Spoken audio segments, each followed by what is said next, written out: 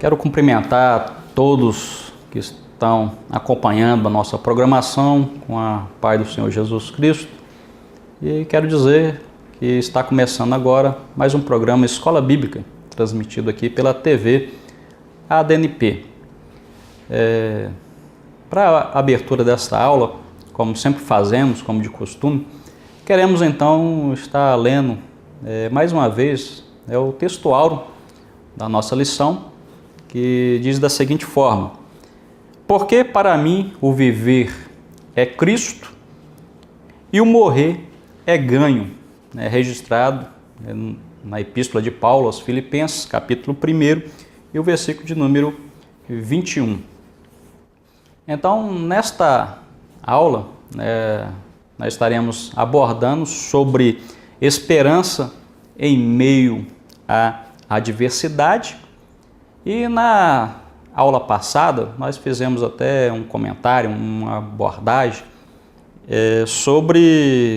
mencionamos que Paulo ele se encontrava preso, então, na ocasião que ele escrevera esta epístola aos Filipenses.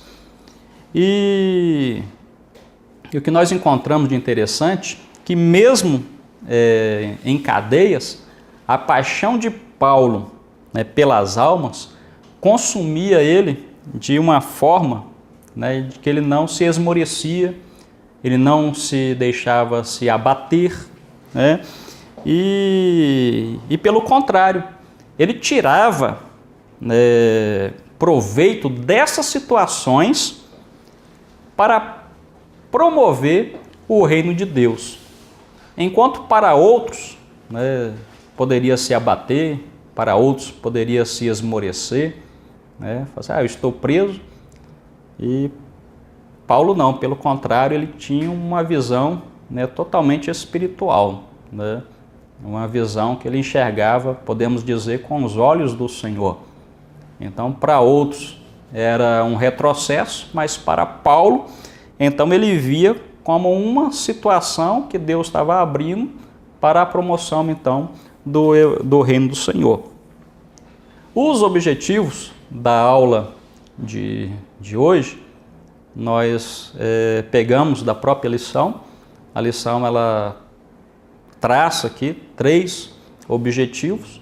O primeiro é saber que as adversidades podem contribuir para a expansão do Evangelho. O segundo objetivo é explicar as motivações de Paulo para a pregação do Evangelho. Em terceiro lugar, é compreender que o significado da vida consiste em vivermos para o Evangelho. Então, queremos trabalhar mais dentro desses 3 objetivos. Não quero muito me prender aos tópicos registrados aqui na lição. Então, vamos trabalhar um pouquinho dentro desses objetivos. Primeiro, então, que diz: as adversidades podem contribuir para a expansão do Evangelho. Sobre isso, nós temos que ter uma coisa em nossa mente. Quando os filhos de Deus são perseguidos, devem ter a certeza de que Jesus está no controle da pior das adversidades. Tem que ter isso em mente. Jesus está no controle e dará livramento àqueles que perseverarem. Então isso é um fato. Aqueles que perseverarem alcançarão então o livramento do Senhor. Dentro do primeiro tópico da lição, nós encontramos Paulo na prisão. Paulo ele tinha uma grande comunhão pela igreja de Filipos. Nós vamos ver isso já logo do início. Paulo então estava ligado há anos, ele tinha uma maneira sólida ali de relação com os filipenses. Então havia uma amizade. né? Havia, né, um amadurecimento, né, dentro dessa relação. Então nós observamos, né, que... Por que nós observamos esse detalhe? Porque na sua carta aos Filipenses, após Paulo então mencionar a gratidão dele, né, após então ele interceder pela igreja, ele começa então logo a expor a sua situação, que é o que é diferente do caso da carta escrita aos Colossenses. Paulo vai expor a sua situação somente no final da carta. Nessa aqui já não, ele já fala logo desde o início. Então nós observamos que Paulo ele estava enfrentando uma mudança um tanto dura, porque ele havia sido privado, né, de morar, ter uma moradia própria, alugada. Ele passou então a viver em ou seja, ele estava detido no pretório. Então aquela relativa liberdade que Paulo tinha fora tolhida, né? Então Paulo ele deixou esse privilégio que ele tinha, foi tolhido de ter uma moradia alugada, para ficar preso então no pretório. Os filipenses estavam então angustiados grandemente diante dessa situação que Paulo ele estava então vivenciando. E uma dúvida agora começa a parar no ar, né? O que aconteceria com a causa de Cristo agora que o principal dos apóstolos estava em cadeias? Então essa dúvida começou a estar sobre a cabeça, né, da igreja em Filipos. Paulo então, percebendo, ele encoraja os filipenses, dizendo que aquilo que poderia parecer um contratempo era na realidade um progresso importante. Os irmãos já pensou a visão que Paulo estava tendo? Enquanto a igreja estava preocupada, né, pensando que havia um retrocesso na causa do evangelho, Paulo escreve encorajando eles e dizendo que aquilo, na verdade, era um progresso, né, importante. Então nós observamos que além de Paulo, né, pregar, né, para a guarda pretoriana, né, ouviram falar de Jesus, a igreja também ela fora encorajada a proclamar o evangelho de forma aberta e destemidamente. É bom nós abrirmos um parênteses agora. Pouco nós ouvimos falar sobre essa guarda pretoriana. Alguns eu creio que devem até estar perguntando, mas isso existiu, né? Então a guarda pretoriana era um corpo militar de elite formada, né, para proteger os imperadores, bem como a sua família, né? Agora não vamos entrar em detalhes, né, sobre o que fazia ou deixava de fazer, né? Então é um adendo para que você possa então fazer uma pesquisa mais profunda sobre essa guarda então pretoriana. Mas dentro desse primeiro tópico que nós estamos desenvolvendo, que é falando sobre as adversidades, elas podem contribuir para a expansão do evangelho, nós vamos ver que Paulo então está preso, é o primeiro tópicozinho que nós abordamos, e logo em seguida a lição também ela vem falando que uma porta se abre através da adversidade. Aí vem umas perguntas à nossa mente, mas como isso é possível?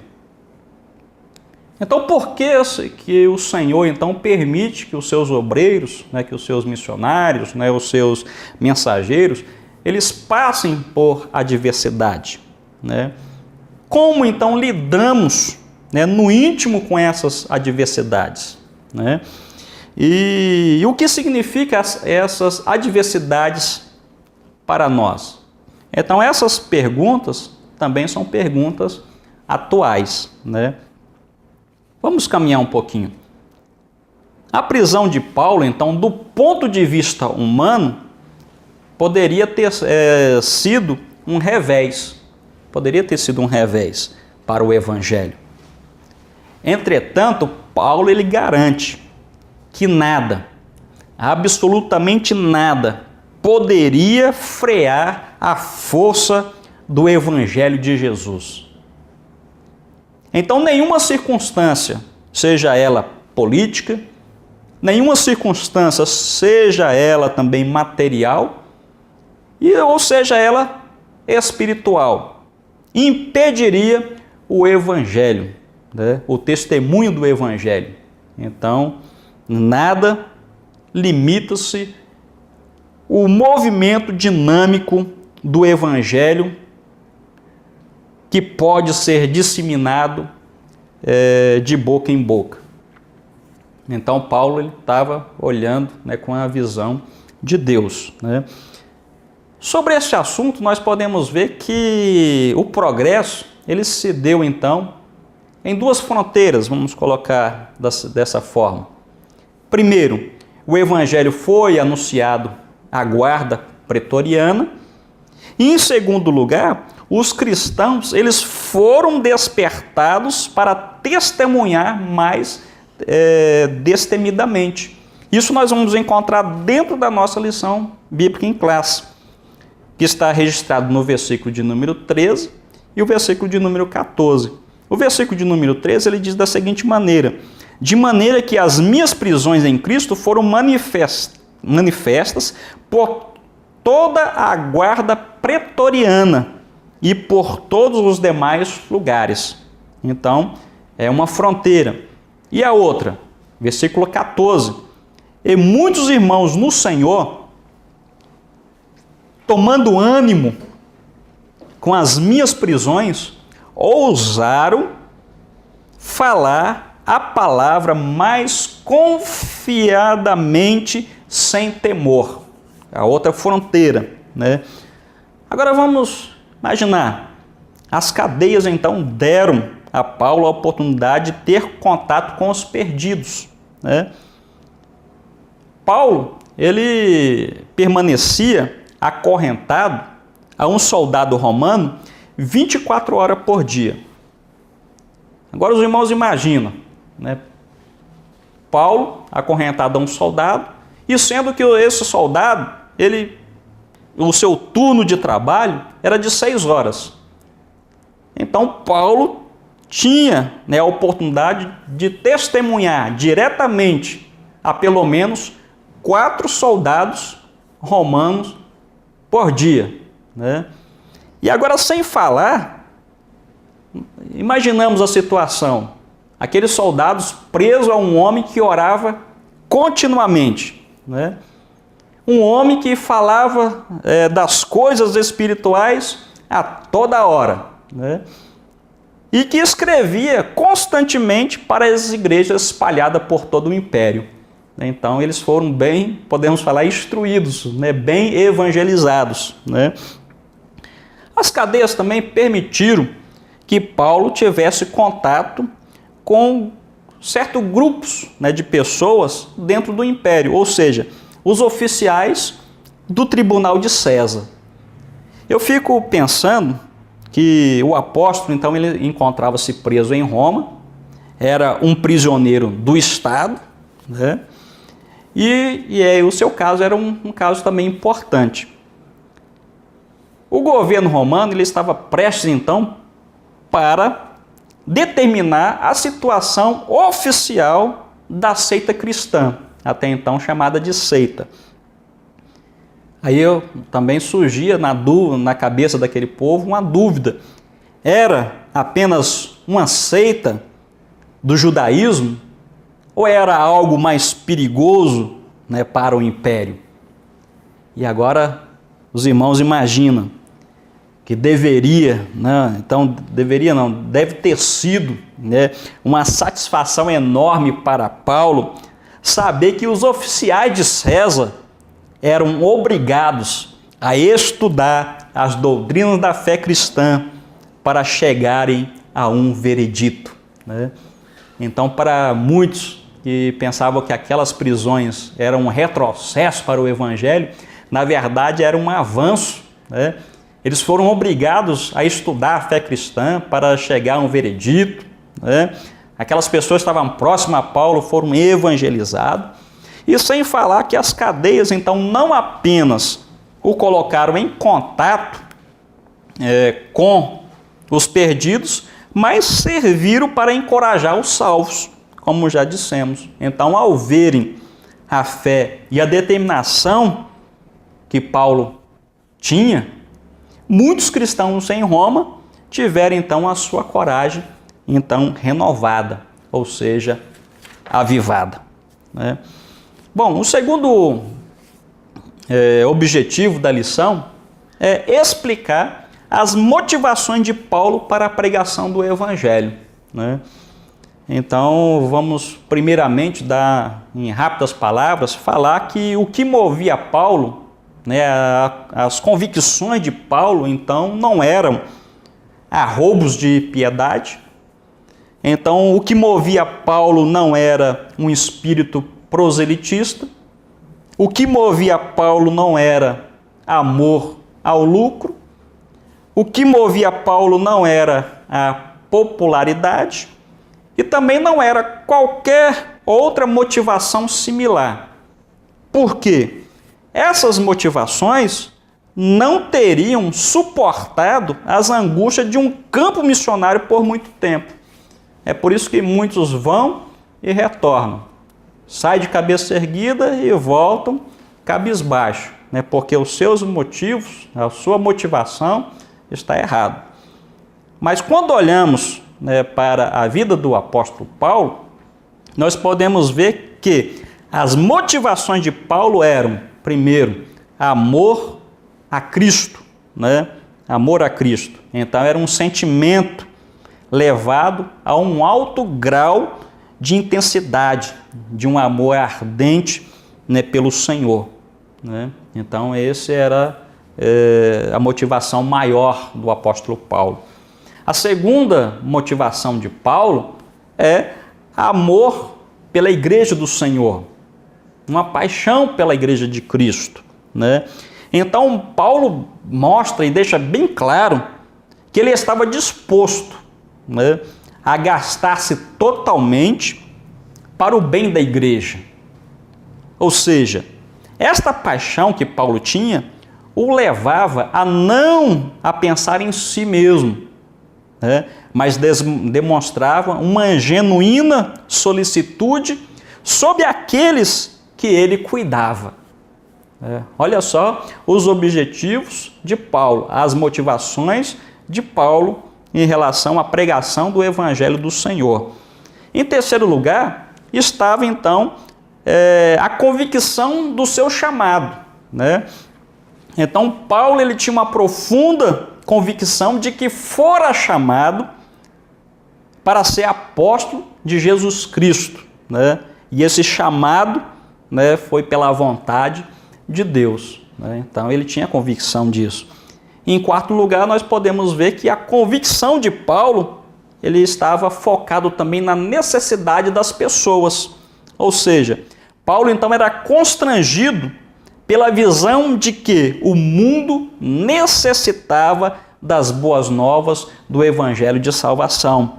Então o alvo de Paulo era os perdidos, né? O alvo de Paulo era o mundo, o alvo de Paulo era os gentios, o alvo de Paulo era os remanescentes fiel. Então o maior número possível de eleitos onde ele pudesse alcançá-los, né?